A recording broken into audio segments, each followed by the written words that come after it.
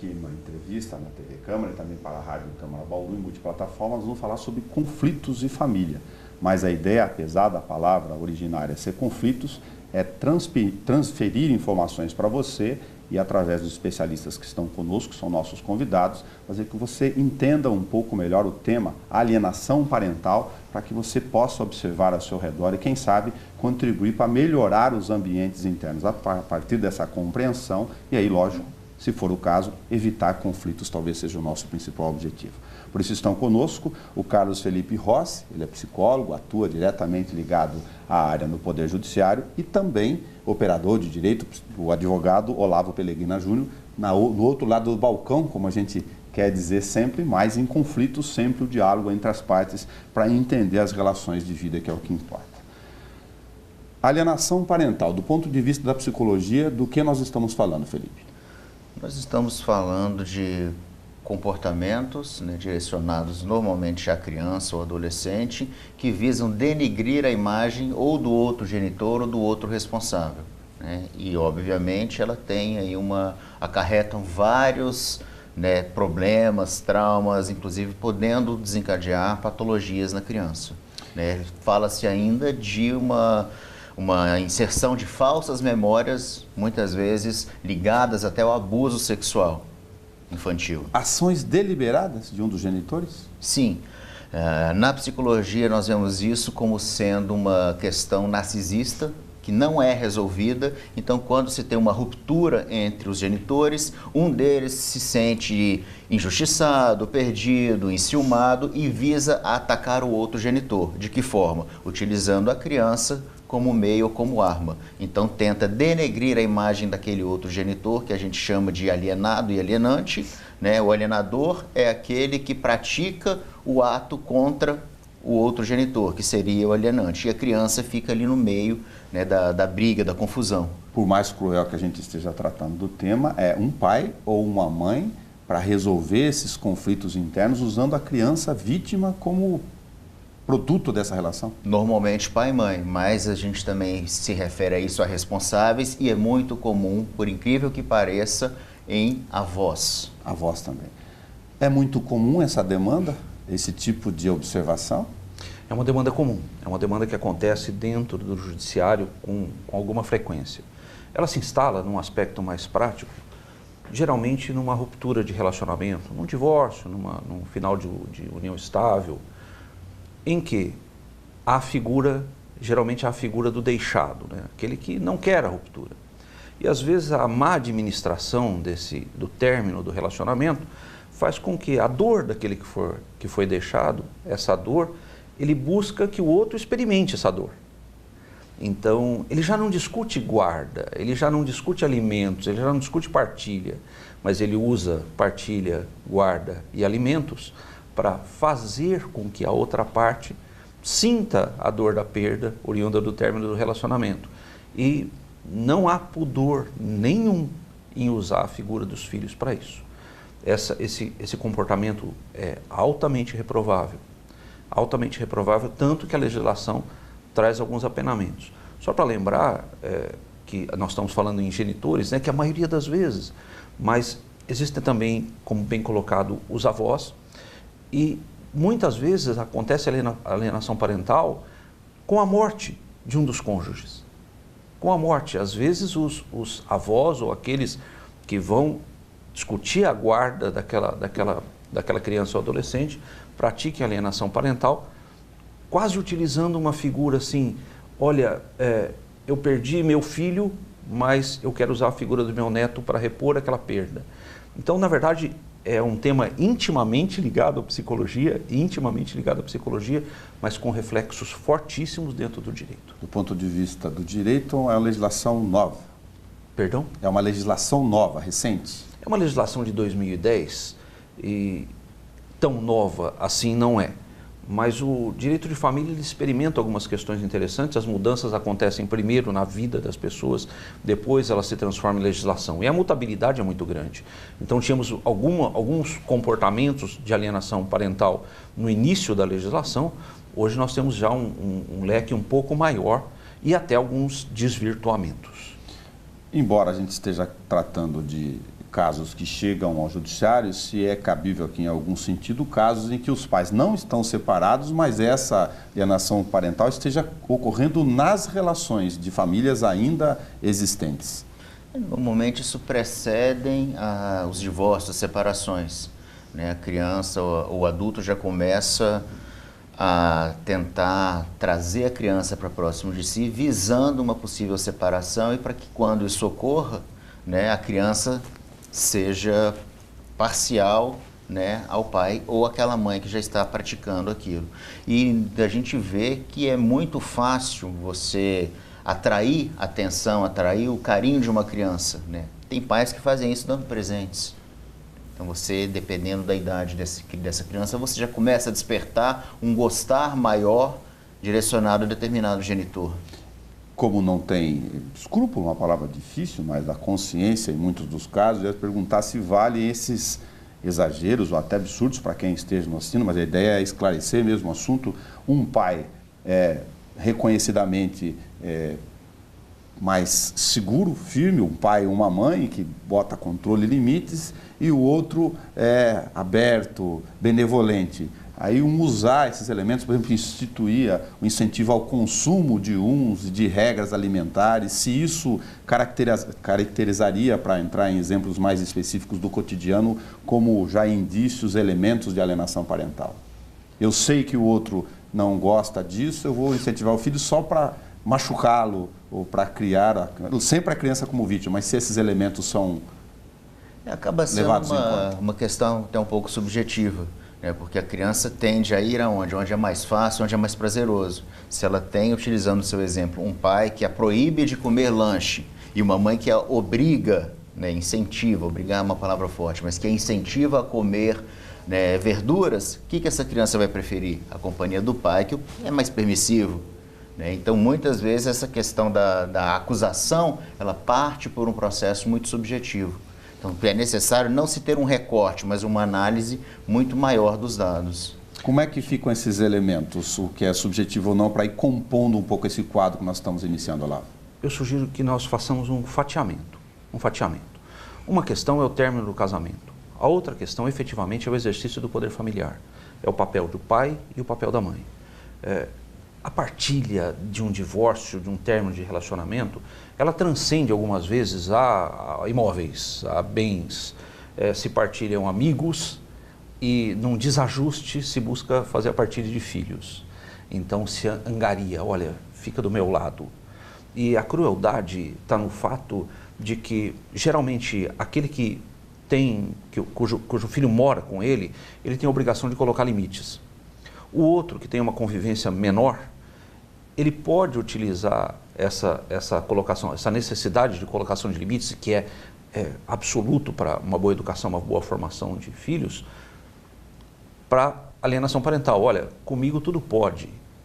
E lá fica o outro cônjuge com a obrigação só do regramento, dos limites. Isso é um instrumento para angariar, para trazer para perto e para alienar a imagem do outro muito forte. Mas há necessidade de entender esse ponto.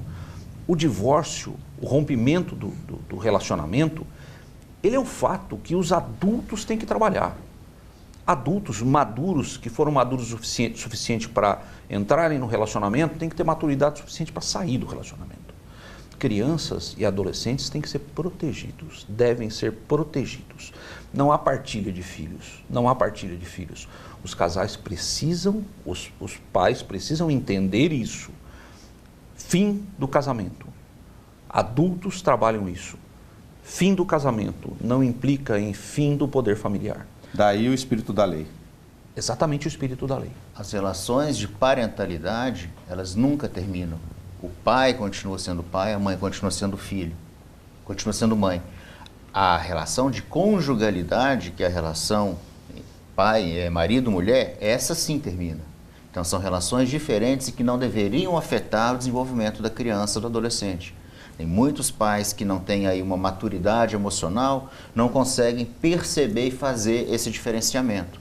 né? Então, quando se tem o divórcio, a separação, o fim de uma relação estável, é necessário o quê? É necessário que a criança seja comunicada, sim, do que está acontecendo, de que ela tenha consciência de que ela não é culpada, porque no início da infância, né, a criança se sente o centro das atenções, o centro do mundo. Ela tem um egocentrismo muito grande.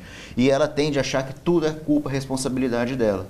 Né? Então, de que forma se evita isso? Conversando com essa criança e falando para ela, você não é culpada, o papai continua sendo papai, mamãe continua sendo mamãe. Nós não conseguimos viver como homem e mulher, marido e esposa, mas ainda somos pai e mãe.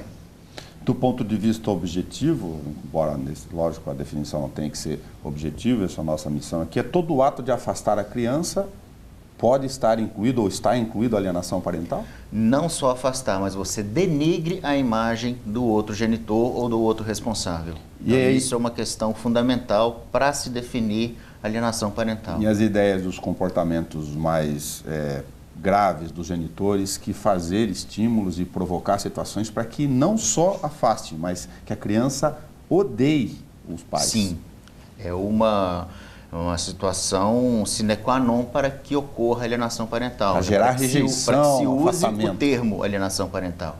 Tá. Eu perguntei fora do ar, vou comentar porque quem está nos assistindo pode ficar na dúvida, inclusive, lógico, o pessoal de psicologia e do direito, algumas correntes usam a ideia de síndrome, para você comentar um pouquinho sobre isso, para depois a gente seguir nos nossos raciocínios. Sim, o termo síndrome, né, criado na década de 80 pelo psiquiatra americano Richard Gardner, ele é muito controverso e não é aceito. Inclusive, se nós pegarmos a letra da lei da alienação parental, nós vemos lá alienação parental e comportamentos alienantes, não existe a palavra síndrome. Né, vários institutos, várias associações mundialmente reconhecidas, como a Associação Americana de Psicologia, a Associação Americana de Psiquiatria, a Suprema Corte Norte-Americana, a Suprema Corte da Inglaterra, eles não reconhecem o termo síndrome de alienação parental, né, porque a palavra síndrome, com o conceito criado por Gardner, ele carece de um cientificismo e tem várias outras questões, né, mais delicadas que o descaracterizariam como uma síndrome, né? Não preenche todos os quesitos nosológicos para ser chamado de síndrome. Eu pensei aqui, Olavo, da dificuldade desses fatores subjetivos que em conflitos de vara de família, enfim, vários desses fatores emocionais, infelizmente, são colocados à mesa. O conflito, aliás, não regra geral, ele se exacerba na relação prática do direito no dia a dia. Dá para diferenciar, dá para tirar o que é da mesa ou cada um desses elementos, mesmo subjetivos, acabam sendo colocados para discussão? Eu acho que num primeiro ponto, eu diria que o trabalho do Gardner foi extremamente interessante. Muito embora o quadro sindrômico não seja reconhecido com esse cientificismo, mas ele foi um desbravador dessa questão da alienação parental, que redundou na lei que nós temos aí, e que é muito efetiva e tem ajudado muito na resolução da questão. Quando você coloca a subjetividade, quando você coloca emoções, o afeto, ele é quase que a base do direito de família. As questões afetivas são trabalhadas dentro do judiciário. Isso dá para concluir, dá para imaginar as consequências da subjetividade de um afeto sendo tratado com talvez a firmeza necessária do judiciário. Difícil de tratar? Sim, claro que é, porque são sensibilidades, mas o fato da sensibilidade ou da subjetividade não impede a atuação firme do judiciário para as resoluções. Então vamos assim, atravessando um pouquinho a sua pauta, para dar um exemplo claro do que eu estou falando. É identificado um caso de alienação parental, o juiz pode aplicar uma multa por ato de alienação parental perpetrado. Durante a discussão de pensão, de outras questões, inclusive, ou não? Independente, alimentos, você sabe que os alimentos são usados às vezes para meio de alienação parental? Eu ia colocar isso. Olha que coisa interessante. É muito mais comum, Nelson, mas muito comum, a pessoa chega no escritório e diz assim: ele não me pagou a pensão, então ele não vai ver o filho. Ou isso é alienação parental. A pensão, os alimentos, eles são discutidos naquela execução com pena de prisão, eles são discutidos nas vias próprias. Agora, visita, é muito bom isso ficar muito patente. Visitas, alimentos, coisas de convivência, e alimentos, coisas diferentes. Coisas diferentes. E impedir essa convivência do cônjuge, do pai, perdão, ou da mãe, é alienação parental. Desculpa, eu posso correr o risco do exagero, mas vou correr o risco pensando no leigo que está nos acompanhando. Pensei na questão financeira também do inverso, de pais e mães que dificultam a discussão sobre a questão financeira como um ato deliberado de prejudicar o filho, se isso também se enquadraria. Sim, isso é muito comum.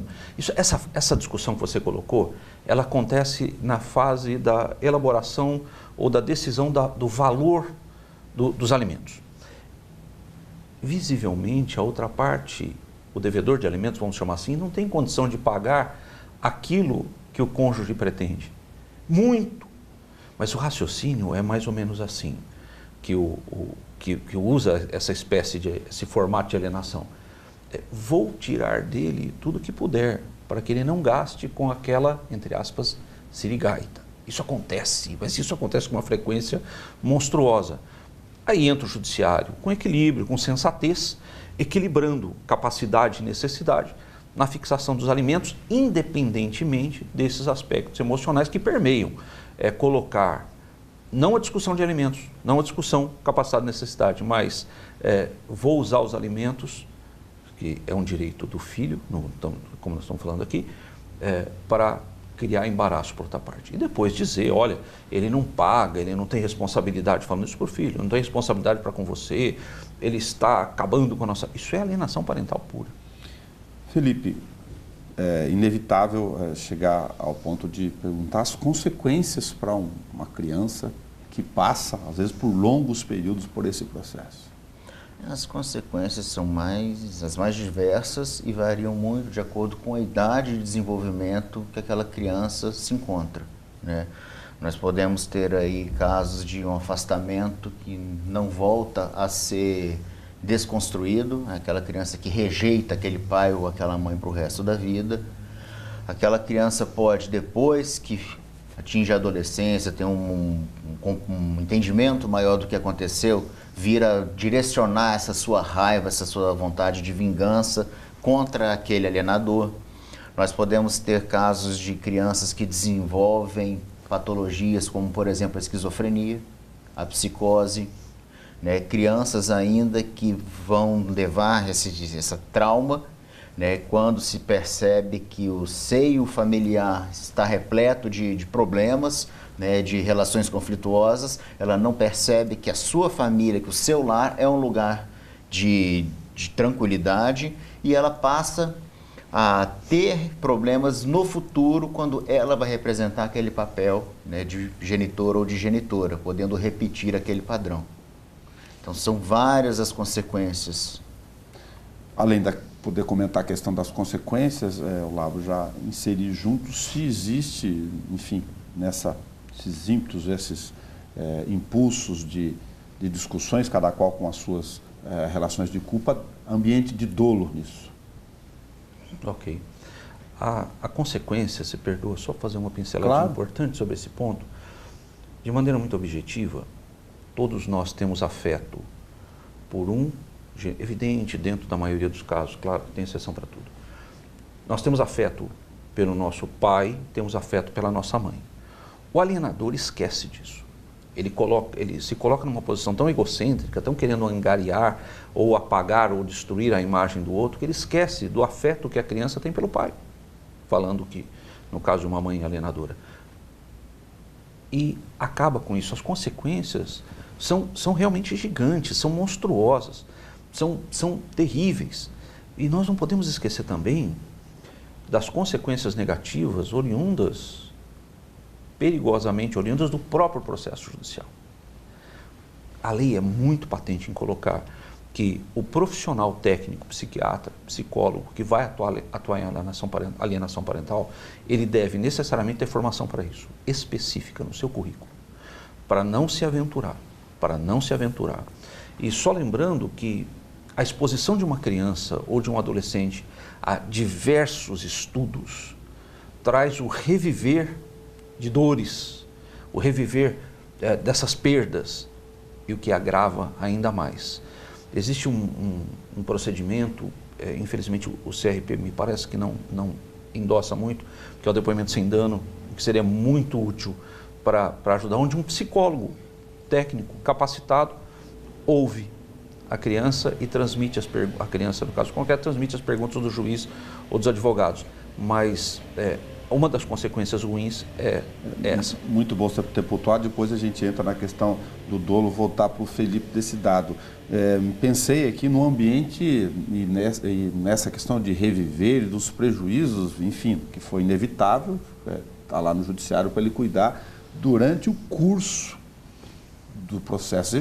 A criança vira vítima 2 vezes, dependendo da incidência. Sim, né? Aí a gente retoma um pouco o que o Dr. Olavo falou, né, a respeito do depoimento sem dano, né, que ele está sendo, agora vai ser implantado no estado de São Paulo, o CNJ, né, criou uma normativa que ele vai ser implantado no país inteiro, só que a forma que ele está sendo implantado é que tem gerado muitas críticas.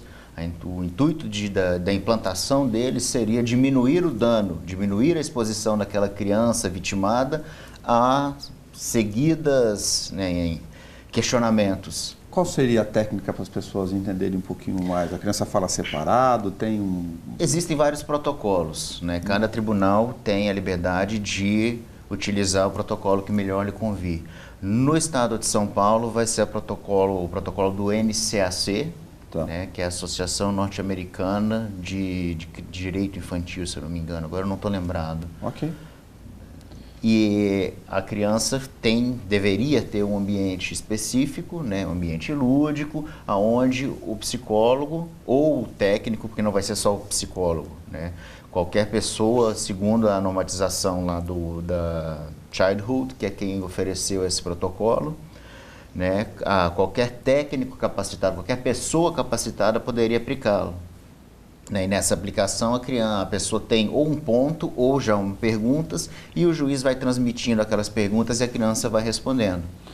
O que deixa o Conselho Estadual, o Conselho Federal muito assustado é que não existe aí um acompanhamento posterior, né? A criança foi ouvida, ela foi induzida a dizer, né, o que passou, o que vivenciou, mas depois não se tem um acompanhamento, né? E a outra questão é que para que se ocorresse um depoimento sem dano, um depoimento com diminuição de danos, todas as informações deveriam ser colhidas em primeiro momento, quando é feita a comunicação do fato, na delegacia. Hoje o que se tem são vários processos de retimização, onde a criança é escutada, ela tem escuta na delegacia, o escrevente chama o delegado, que repete para o delegado e depois vai para o advogado. Via sacra. Até chegar no tribunal, que deveria ser a última instância, e aonde já não adianta mais falar que é um depoimento sem dano. Gravou o depoimento uma vez, mas depois de ter repetido aquilo várias vezes. Então essa é uma das questões principais, né, em relação à revitimização contínua dessa criança.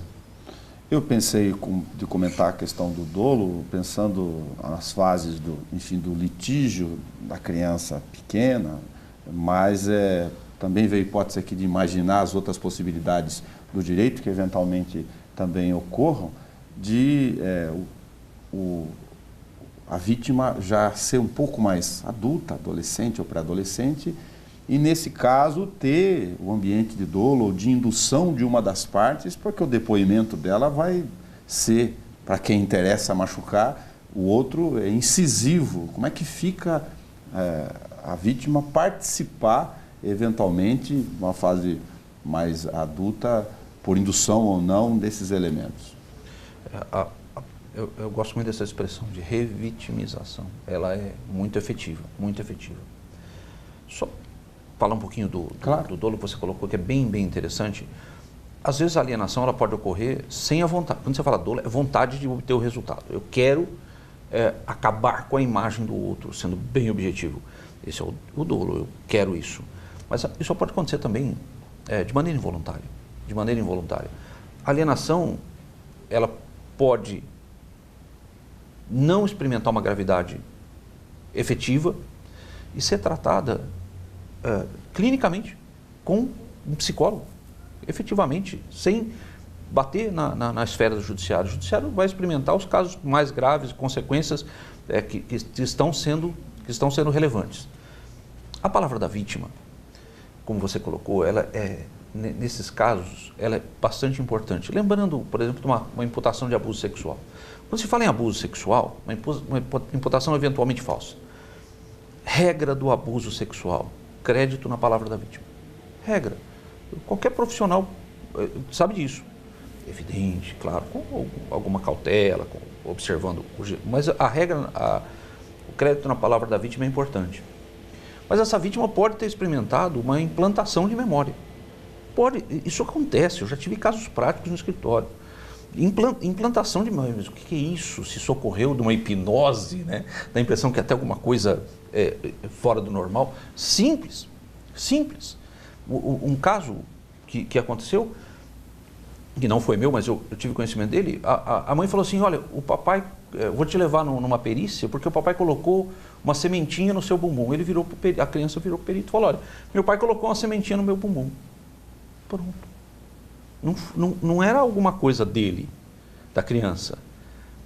Então, a palavra da vítima é muito importante e ela pode ser utilizada fortemente para obter o resultado de alienação, mas como você colocou, é cruel demais. Os resultados disso são perenes, são para a vida, são eternos.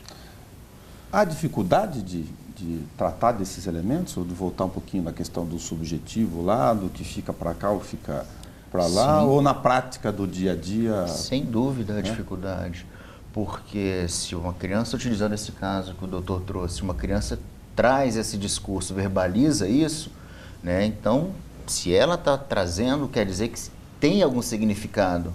E acredita-se no caso do abuso infantil, né, de que é um discurso verdadeiro. Então, primeiro momento, o que se faz? Tenta se proteger aquela criança. Então, primeiro tem-se a medida protetiva em relação à criança e depois uma investigação. Né? Nesse intuito de proteger, muitas vezes o dano é causado, porque você separa aquela criança do genitor. Ainda que o genitor não seja culpado, é culpado? Sim, merece uma separação, merece aí, né, todo um outro arcabouço de soluções, de soluções para que aquilo não ocorra e para que aquilo seja sanado. Né? E deve-se falar sempre em questão de diminuição da judicialização dos conflitos familiares. Porque hoje em dia, tudo que acontece, eu vou mover uma ação, eu vou te processar, eu vou à delegacia, eu vou procurar meu advogado. Né? Isso demonstra que o Estado tem tido uma participação muito grande dentro das famílias e que não deveria ocorrer. As famílias deveriam ser constituídas com a autonomia de lidar com seus problemas e, em casos graves, ocorrer a judicialização. Da própria lei da alienação parental fala da busca por um profissional de psicologia para que seja feita a psicoterapia com todos os envolvidos na tentativa de sanar, de melhorar, de reduzir os danos. Eu ia colocar mais um ingrediente para você, com observação como cidadão, como psicólogo também. Sim. Do processo educacional. Há uma presença muito pequena de profissionais da tua área dentro da formação da criança em todos os ciclos. E lá talvez seja um grande observatório de casos possíveis, porque a criança acaba manifestando, a experiência mostra isso dos educadores no dia a dia, conflitos ou dificuldades da convivência e de outras coisas muito mais graves que estão em casa. Se era uma forma do Estado brasileiro, eventualmente, minimizar isso no tempo e cuidar mais do que o conflito lá na ponta. Eu acredito que tudo que se é tratado de forma preventiva, de forma profilática, produz muito mais frutos e a custos muito menores. Então, eu sou a favor de que duas matérias, duas disciplinas, como queiram chamar, deveriam fazer parte do ensino médio, do ensino fundamental. Noções de direito, para que a criança tenha noções de cidadania, de respeito, de limites, e noções de psicologia, para que ela saiba ver o outro como pessoa, como igual, como diferente, minimizando, assim, todas essas questões de preconceito, de abuso, de o espaço do outro não é o meu espaço, né? Aquele famoso ditadinho, o meu direito termina onde começa o seu. Né? E isso poderia, sem dúvida, diminuir muito inúmeras questões que são judicializadas no país. Observação sua também, Olavo, sobre essa questão do curso de conteúdos ao longo de alguma fase educacional e da presença do psicólogo na fase anterior, se seria um elemento possível aí de pensar se faz sentido, tentando eliminar o número de casos lá na frente e, portanto, o número de vítimas. Pensando sobre esse aspecto de vítimas, a preparação, a formação, mas é muito necessária. Entender o outro, né? Você fez uma colocação muito interessante para o direito de família. Entender o outro. Entender que o outro é sujeito de direitos também. Que não é só um o sujeito de direitos, são dois. Ainda mais no exercício do poder familiar. São dois. E a convivência deveria ser harmoniosa. Nós experimentamos mais do que no judiciário, mas as pessoas indo às delegacias de polícia, os boletins de ocorrência. Uma máxima no direito de família é: delegacia de polícia não é lugar para solucionar problemas de família. Questões de família não deveriam caminhar por esse sentido. A menor judicialização é interessante. Nós vamos conseguir evitar isso. Não porque tem questões graves, a judicialização sempre vai ocorrer, mas o trabalho prévio é muito menos danoso. O Felipe foi muito feliz nessa colocação, muito menos danoso. Não só pela diminuição da judicialização, mas pela diminuição do efetivo dano na vida de crianças, na vida de adolescentes e na vida dos adultos. Fazer um parênteses aqui, talvez seja fora do tema, mas de novo para pensar na hipótese, eu fiz uma matéria recente com a doutora Ana Carla, questão que é da vara da família, a gente tratou sobre os maus tratos a idosos e dos filhos, enfim, que não assumem responsabilidade. E tem casos horrorosos de apropriação de patrimônio, de abandono. Isso aqui é um parênteses, você está tratando muito da criança como vítima aqui, mas cabe alguma relação aqui de responsabilização? A gente está falando também de prejuízos na fase final da vida. A gente observa que aquilo que não foi resolvido, em termos de problemática, em termos de traumas, tende a se repetir. Se você vem de uma família onde você presenciou abusos para com seus avós, a probabilidade de você repeti-los é muito grande, E desses avós que são abandonados, ficam expostos, têm expropriação material, interesses efetivamente materiais e financeiros na história. Existe uma visão que, assim, essa geração de avós que estão nesse momento são aqueles que têm seus benefícios previdenciários, que são cada vez mais diminuídos, mas ainda têm benefícios previdenciários, tem uma outra vantagem que foi conquistada ao longo de legislações anteriores, e são extremamente vitimizados com o único objetivo de capital, de dinheiro efetivamente, de patrimônio, e não são poucas as vezes que nós recebemos partes dizendo assim: olha, quando não há o forjar de uniões estáveis por eventuais, algumas vezes, entre aspas, cuidadores, para se obter vantagem. Isso acontece muito, mas é uma fragilização própria da idade, isso é natural, isso é biológico, em que sempre terá a figura do aproveitador. Para finalizar a questão jurídica do ponto de alienação parental, as pessoas vão ficar: bom, mas quem praticou todos esses abusos que vocês estão falando aí, prejudicou a vítima, enfim, usou a criança como ferramenta para atacar o outro, o que pode sobrar para um cidadão ou uma cidadã que faz um papelão desse? É muito interessante essa questão, extremamente interessante. Por quê? Lembra do afeto pelo pai e pela mãe? Falando em pai e mãe, porque é maioria, mas pode ser pai, ou mãe. Tio, enfim, avó? Só que é um exemplo mais fácil, claro, sem qualquer tipo de discriminação. Mas é o afeto pelos dois. O juiz ele tem um leque de medidas que ele pode aplicar. Um leque de medidas. Identificada a alienação, feito o estudo, identificou efetivamente. Ele pode propiciar mais tempo da presença dos filhos com aquele que foi vitimizado foi vítima da alienação. Mais tempo de convivência. para haver uma compensação, ele pode, a multa, né, como nós falamos, eu acho uma questão muito interessante, em alguns segmentos dá resultado, quando se nega a visita, por exemplo. O estabelecimento de multa para negativa de visita, ele é efetivo, é bastante efetivo, mas precisa ser um instrumento também utilizado com parcimônia.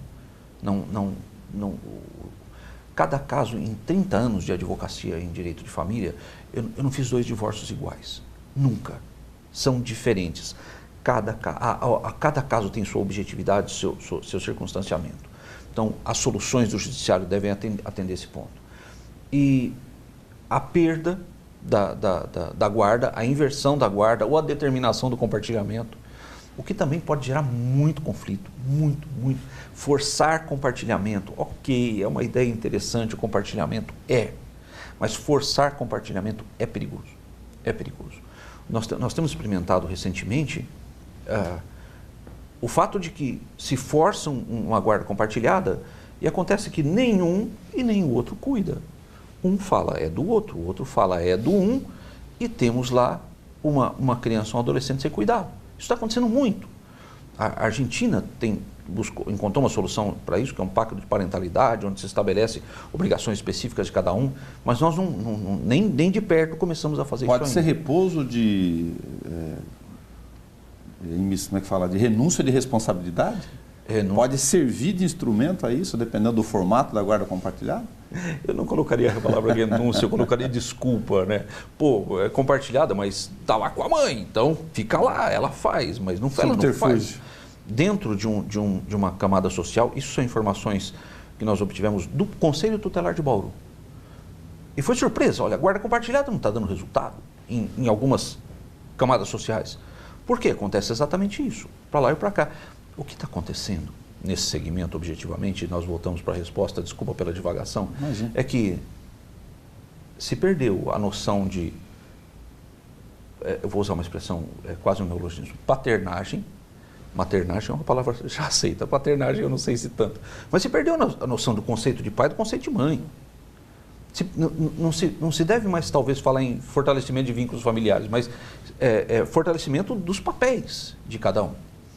Pois bem, voltando para a resposta, a mudança de guarda ela pode ser punitiva para o filho, que já foi vitimizado. O impedimento de visitas pode ser punitivo para o filho. Aí entra a visão multidisciplinar do direito de família. Há necessidade do profissional psicólogo orientar o juiz da melhor alternativa para esse ponto. Essa necessidade é premente. O advogado nós não temos capacitação técnica para isso. Entra o profissional psicólogo, o profissional psiquiatra, apresentar soluções no caso concreto. Mas ele pode utilizar essas mudanças de guarda, imposição de compartilhamento, multa, aumento de períodos de convivência, enfim. Não só o profissional técnico do judiciário, né, o psicólogo, fazer essa orientação, mas o psicólogo clínico acompanhar as famílias ou acompanhar os membros durante a terapia.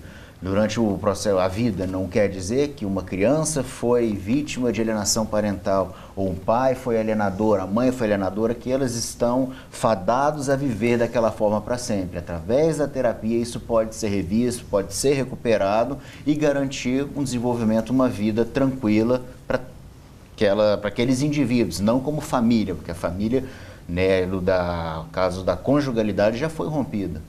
Mas ainda resta a saúde mental do indivíduo. E como a gente está falando de afeto, família, enfim, de relações de pais e filhos, enfim, na sua essência, vou colocar um outro elemento, a importância de escolher operadores de direito, advogados com equilíbrio para isso, principalmente para a questão da vara da família.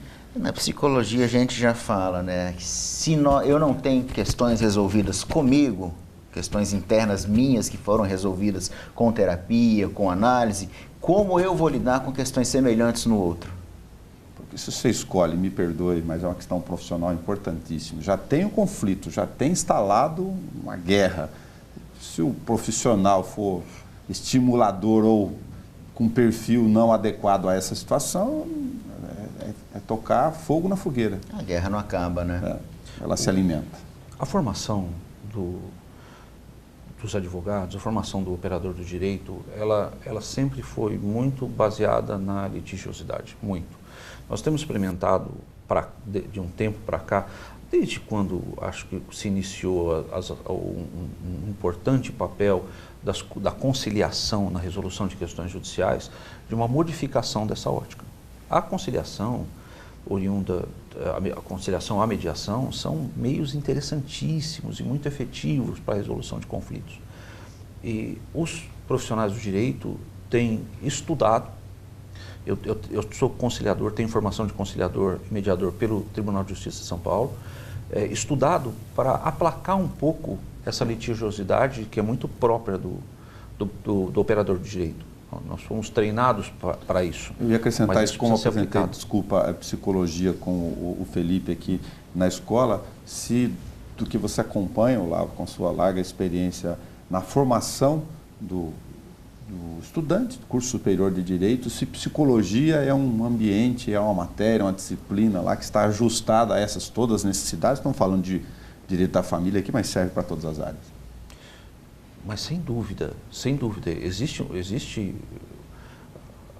psicólogos, psiquiatras voltados especificamente para a área do direito, até um cara que é muito inteligente, atua nessa área, o Dr. Guido Palombo, é um cara genial, um psiquiatra.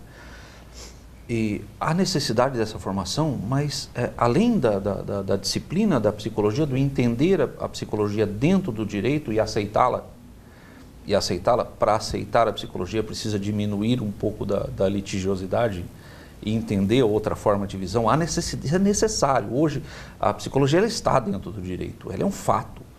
E nós devemos olhar, e falo como profissional de direito, é um instrumento para a resolução do conflito. E é assim que tem que ser visto. O estudante, os mais novos têm experimentado a mediação, o estudo da mediação, o estudo da conciliação, e diminuindo um pouco dessa carga de litigiosidade. Carlos Felipe Rossi, fique à vontade se tiver alguma questão, lógico, de conteúdo que você acha interessante para comentar, o que eu não tenha abordado, que eu não tenha tido oportunidade de falar, agradecendo a sua presença, a sua disponibilidade para falar conosco na emissora pública. Eu que agradeço, né? E vou retomando um pouco a questão do idoso. É importante a gente lembrar um novo ponto de vista que o idoso tem desempenhado na sociedade hoje, né? Ao invés de ser a pessoa que já trabalhou, que tem o seu direito em receber o seu benefício previdenciário, hoje ele acaba sendo arrimo de família, né? Com esse advento da adolescência tardia, de filhos, adultos que não saem de casa, e quando eles têm a disponibilidade de ter gastar o seu benefício, eles têm sido foco de como uma nova campanha consumista, né? Porque ele tem o seu salário, tem o seu benefício todo mês, então a atenção atual hoje do mercado é retirar o dinheiro do idoso. A gente vê aí as questões do excesso de financeiras, né? Que isso tem com certeza uma implicação direta na questão do direito e do estatuto do idoso. Só para justificar o parente nosso sobre alienação parental colocando o idoso, seremos em pouquíssimo tempo, 20 anos é nada na história, um país de maioria de idosos. Olavo Pelegrina Júnior, obrigado por sua observação aqui, fique à vontade para poder comentar o que a gente não tenha feito. Nelson, essa oportunidade de discutir a alienação parental, ela de uma efetividade muito grande. Quando nós pensamos nas nossas crianças, nos nossos adolescentes, que são pessoas em formação, não é? Que merecem o nosso cuidado, merecem a atenção, merecem o zelo, merecem a colocação de limites, claro, sempre. Mas essa oportunidade de discutir a alienação parental, ela sensibiliza a sociedade para o tema. Muitas vezes alguém que não imaginava que o que estava fazendo era alienação parental, ouvindo uma discussão, entendendo uma conversa dessa, muda de comportamento e nós temos menos pessoas, menos crianças e adolescentes vitimizados. Muito obrigado. Muito obrigado. E gostaria só de ressaltar a importância do projeto de lei da vereadora Yasmin, né, de criar o Dia Municipal de Conscientização da Alienação Parental aqui em Bauru, porque é uma forma de se disseminar, de se explicar, né, à população toda de forma geral o que é, como prevenir e de fazê-los entender que, uma vez vítima da alienação parental, existe a possibilidade de se retomar, de se diminuir os danos causados por esse advento. A Yasmin Nascimento, que foi autora de uma audiência pública, que você pode acompanhar na íntegra, com a participação do Olavo e do Carlos Felipe, na página da TV Câmara Bauru, no YouTube, tem a audiência inteira na íntegra dessa discussão no estúdio. Muito obrigado por você nos acompanhar. Até o nosso próximo programa.